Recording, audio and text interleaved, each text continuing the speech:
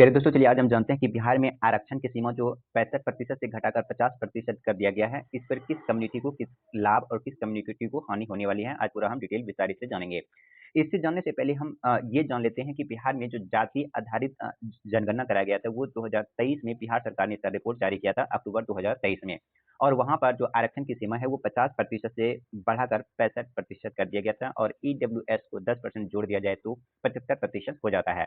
तो चलिए जानते हैं कि सबसे पहले ये आरक्षण में किस कम्युनिटी की कितनी जनसंख्या थी। सबसे पहले अगर हम बिहार में बात करें कि किस धर्म में कितनी आबादी थी, तो यहाँ पर अगर हिंदू की बात करें तो 81.99% थी, और वही मुस्लिम की बात करें तो 17.70%, और ईसाई की बात करें तो 0.05%, और सिख की बात करें तो 0.01%, और बौद्ध की बात करें तो 0.08%। ये इस धर्म की जनसंख्या थी। यहाँ पे हम ये जान लेते हैं कि किसकी कितनी आबादी है। तो ये आप बिहार की मैप देख रहे होंगे, और ये जो रिपोर्ट मैं आपको दिखा रहा हूँ, ये बिहार सरकार का जो 2023 यानी अक्टूबर में रिपोर्ट जारी किया गया था, जाति आधारित जनगणना का, उसी की रिपोर्ट है। यहाँ पे अगर हम बात करें तो यहाँ पे देख रहे होंगे, पिछड़ा वर्ग की बात करें तो 27.12% है, और अत्यंत पिछड़ा की बात करें जिसे ईबीसी कहते हैं 36.01% है, और अनुसूचित जाति की बात करें तो 19.65% है, और वहीं अनुसूचित जाति की बात करें तो 1.68% है, और सामान्य वर्ग की बात करें तो 15.52% है, और कुल आबादी 23 करोड़ से ज्यादा है।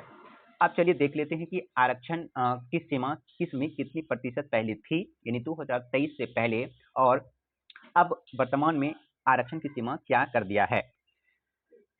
तो यहाँ पे देख पा रहे होंगे ये वाली रिपोर्ट। यहाँ पे देखिए, सबसे पहले अगर हम बात करें ईबीसी की, ये जो आप यहाँ पे देख पा रहे होंगे, ये ईबीसी की है, और ईबीसी में ये जो आप रेड वाली बाउंड्री देख रहे हैं, ये पहले ये 18% जो था ये पहले था, यानी कि जाति आधारित जनगणना से पहले जो बिहार में आरक्षण की सीमा थी वो ईबीसी की 18% थी, और उसे बढ़ाकर यानी कि जनगणना के बाद जो कर दिया गया था वो कितना कर दिया था, 25%। ठीक है। और इसके अलावा यहाँ पे एससी की बात करें तो सब यहाँ पे पहले 16% थी आरक्षण की सीमा, जो कि इसे बढ़ाकर कितना कर दिया, 20%। और ओबीसी की बात करें तो पहले 15% थी, जो अभी बढ़ाकर कितना किया गया था, 18%। और वही अगर एससी एसटी की बात करें तो ये 1 यानी कि पहले 1 था, और इसको बढ़ाकर कर दिया कितना, 2%।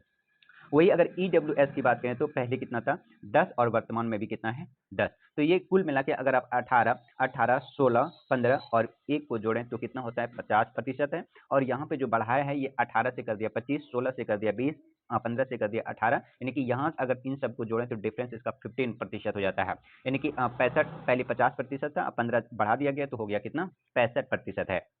और अगर ईडब्ल्यूएस जो ईडब्ल्यू इकोनॉमिकल वीकर सेक्शन है, इसको 10% दिया गया है, जो कि 65 और 10 कितना हो जाता है, 75% हो जाता है। ठीक है। चलिए इसको ऐसे समझ लेते हैं, जैसे कि अगर हम बात करें यहाँ पे एससी की, तो एससी की पहले जो थी कितना, 16%, और इसको बढ़ाकर कितना कर दिया गया, तो ये इसको कर दिया गया 20%। तो इसमें कितना की बढ़ोतरी हुई, तो 4% की इसमें बढ़ोतरी हुई। अगर वही अगर हम यहाँ पे एसटी की बात करें तो एसटी की पहला था 1% था, और इसको जो बढ़ा के कर दिया गया वो कितना कर दिया, 2%। तो यहाँ पर कितने की बढ़ोतरी हुई, तो यहाँ पे बढ़ोतरी हुई वो 1% की यहाँ पे बढ़ोतरी हुई। अगर उसी तरह से हम यहाँ के अगर बीसी की बात करें तो बीसी पहले था 15% था, और अगर इसको बढ़ाकर कितना कर दिया गया, तो इसको बढ़ाकर कर दिया 18%, और यहाँ पर कितने की बढ़ोतरी हुई, तो यहाँ पर 3% की बढ़ोतरी हुई। कितने की, 3% की यहाँ पे बढ़ोतरी हो जाती है।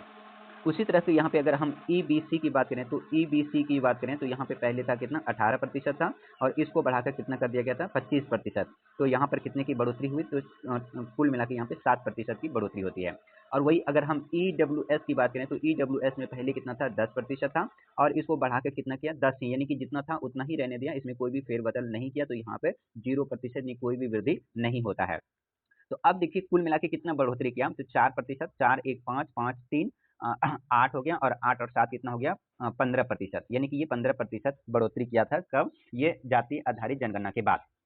इसके बाद अगर हम यहाँ पे पहले की बात करें तो यहाँ पे पहले आप इतना अगर जोड़ दें तो कितना हो जाता है, 50%। कितना हो जाता है, 50%। 50% ये यहाँ से यहाँ तक 50% था, और उसमें क्या है, कि 10% को ईडब्ल्यूएस यानी ईडब्ल्यूएस इकोनॉमिकल वीकर सेक्शन जो 2019 में केंद्र सरकार ने इसको बिल पारित कर करके वीकर सेक्शन जो कि आर्थिक रूप से कमजोर वर्ग है उनको 10% रिजर्वेशन देने की बात कही थी। तो 50 और 10 कितने हो गए 60%। तो ये पहले था कितना 60% था और इसमें क्या है कि 15% बिहार सरकार ने इसमें जोड़ दिया। तो 15% इसमें जोड़ने के बाद कितना हो जाता है 75% हो जाता है। तो कुल मिला के बिहार में आरक्षण की सीमा कितना बढ़ा के कर दिया गया था तो 75% कर दिया गया था, जो कि हाल ही में हाई कोर्ट ने इसको असंवैधानिक बताया और इसको यथावत जितने 50% पहले था उतना ही रहने के लिए कहा गया। तो इसको बिहार सरकार कहां पर सुप्रीम कोर्ट में लेकर जाती है और सुप्रीम कोर्ट में भी इसको बिल को खारिज नहीं करती है और सुप्रीम कोर्ट कहती है कि जो हाई कोर्ट यानी कि पटना हाई कोर्ट ने जो जजमेंट सुनाई है उसी के अकॉर्डिंग आप काम जारी रखें और इनकी जो सुनवाई है वो सितंबर माह में होनी है। ठीक है, चलिए अब हम ये तो देख लिए कि हमारे ये किसमें कितना प्रतिशत यहाँ पे बढ़ोतरी और घटे मतलब घाटा है। अब हम देख लेते हैं कि बिहार की जो सीट है वो किस सीट में किसको कितना नुकसान मिल रहा है। अब ये तो हमने देख लिया है कि बिहार सरकार ने किस कम्युनिटी के लिए कितनी प्रतिशत सीटों का आरक्षण किया गया है और वर्तमान में जो बिहार में एग्जाम चल रहे हैं जैसे TRE3 का और उनमें देख लेते हैं कि किसको कितना नुकसान होगा और किसको कितना फायदा होगा। सबसे पहले अगर हम यहाँ पे बात करेंगे 1 to 5 का 1 to 5 का अगर टोटल सीट की बात करें तो 28,537 सीटें हैं और इस 28,537 सीटों में मेल और फीमेल दोनों में बांट दिया गया है। अगर हम यहाँ पे मेल की बात करें तो मेल में 15,359 सीट हैं। ठीक है, मेल की बात करें तो 15,359 सीट हैं और वही अगर हम फीमेल की बात करें तो 12,667 सीटें हैं। अब इस आरक्षण के अकॉर्डिंग हम देख लेते हैं कि किसको नुकसान और किसको फायदा होने वाला है। सबसे पहले यहाँ पे ये देख लीजिए कि किसको किसमें कितना सीट है। 1 to 5 की बात करें तो यहाँ पे टोटल सीट है 28,537 सीट है और अगर 6 to 8 की बात करें तो 19,977 सीट है और अगर इसी तरह से हम सभी क्लासेस के यहाँ पे सीट देख पा रहे हैं। अब हम कोई भी एक 1 to 5 का एग्जाम्पल लेके आपको बताते हैं कि किसको कितना फायदा मिल रहा है। फिर इसी तरह से हम 6 to 8 का भी देख लेते हैं कि किसको कितना फायदा होगा किसको कितना नुकसान होगा। यहाँ पे देख लेते हैं सबसे पहले चलिए अब हम ये एग्जांपल से देख लेते हैं 1 to 5 का। टोटल अगर 1 to 5 की बात करें तो यहाँ पे जो टोटल संख्या है 1 to 5 का 28,537 सीट है और अब यहाँ पे आप सभी जानते हैं कि बिहार में महिलाओं को आरक्षण ज्यादा दिया गया है सीट में। तो यहाँ पे महिलाओं की जो सीट है वो है 12,667 सीट है और पुरुषों की बात करें तो वो 15,359 सीट है। अब इसमें क्या है कि इस 15 अगर हम यहाँ पे मेल की बात करें तो मेल की सीट 15,359 हो गया। तो इस मेल की सीट में भी 3 सब्जेक्ट्स हैं। एक तो जनरल है यानी कि 1 to 5 सभी क्लास मतलब सभी सब्जेक्ट के लिए टीचर हैं। तो इसकी जो सीटों की संख्या है वो 11,861 है और उर्दू की बात करें तो 3,456 है और बांग्ला की बात करें तो बांग्ला की 42 सीटें हैं। अब अगर हम यहाँ पे 11,861 सीट की बात कर लेते हैं तो 11,800 ये मैं मेल की बात कर रहा हूँ, फीमेल की बात नहीं कर रहा हूँ। मेल में क्या है कि अब इसी तरह से यहाँ पे फीमेल में भी इसी तरह से जनरल की अलग सीटें, उर्दू की अलग हैं, बांग्ला की अलग सीटें हैं। अब हम यहाँ पे मेल की बात कर रहे हैं तो मेल में देखिए 11,861 सीटों में पहले क्या था कि जो बिहार सरकार ने आरक्षण 15% बढ़ाया था यानी कि 75% किया था तो उसमें ईबीसी को कितना रिजर्वेशन था सीटों का वो 25% था। तो अगर हम 11,861 का 25% निकाल लेते हैं तो ईबीसी के लिए जो रिजर्व सीटें थी वो 2,965 सीटें थी। लेकिन अब क्या है कि ये 15% है जो कि अब नहीं दिया जाएगा। तो वर्तमान में अब कितना दिया जाएगा तो 18% दिया जाएगा, जैसे मैंने पिछले डाटा में बात किया आपसे, जो क्योंकि पहले क्या था 50% रिजर्वेशन था। तो अब होगा 18% और इस तरीके से 11,861 सीटों का अगर आप 18% निकालेंगे तो 2,134 निकलता है। तो इस तरीके से आप देख सकते हैं कि पहले जो मिल रहा था वो 2,965 सीटें लेकिन अब वर्तमान में 2,134 मिलेगा। यानी कि सीधा सीधा यहाँ पे आप देख पा रहे होंगे कि ईबीसी का 1 to 5 में 831 सीटों का नुकसान हो रहा है किसको ईबीसी को। अब ये 831 सीटें किसे मिल जाएगी, ये मिल जाएगी जनरल वालों को, यानी कि जनरल कैटेगरी में जो फाइट कर रहे हैं ये वाला सीट जनरल कैटेगरी में जाके जुड़ जाएगा। ठीक है, तो इसी तरीके से सभी सब्जेक्ट्स में क्या होगा परिवर्तन होने वाला है। देखिए क्या परिवर्तन होगा तो एससी में अगर हम एससी में बात करें तो 4% सीट जो है यहाँ से निकलकर एससी कोटे से ये चला जाएगा जनरल में। एसटी में से 1% सीट निकल के कहाँ चला जाएगा ये जनरल कोटे में।